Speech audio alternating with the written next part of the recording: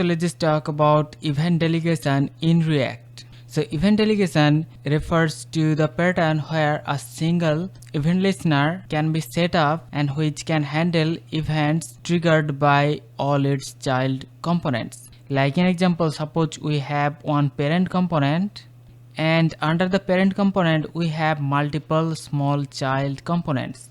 Now as per the event delegation, instead of adding multiple event listeners to these child elements, we can add an event listener to this parent component, and this parent component can catch all the events during the event bubbling phase. Now let's talk about some of the advantages of this event delegation. So first of all, here the performance can be optimized, because instead of attaching individual listeners to each of these child elements, we can attach a single listener to this parent element, and which reduces the memory usage. Hence the performance will be optimized. Secondly, whenever we add dynamic elements, that means suppose we are adding another child element dynamically during the runtime, in that case also the event delegation will work properly. Thirdly, our code will be lot more simplified.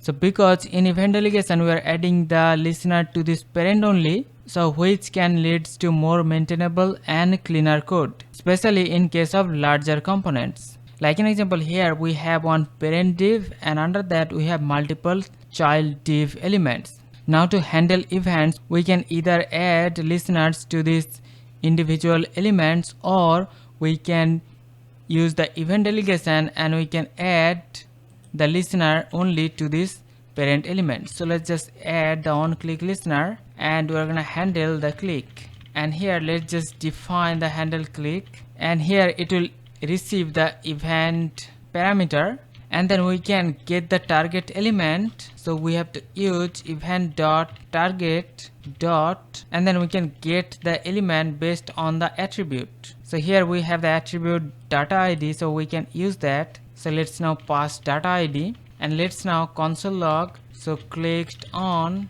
the element that we have clicked on.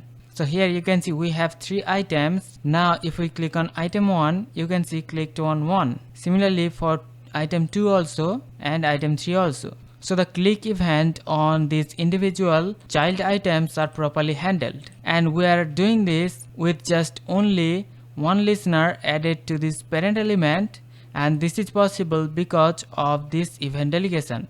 So this event delegation in React is very powerful pattern, and when applied correctly, it can lead to more efficient and maintainable code. So that's it for the video. See you in the next one. Take care.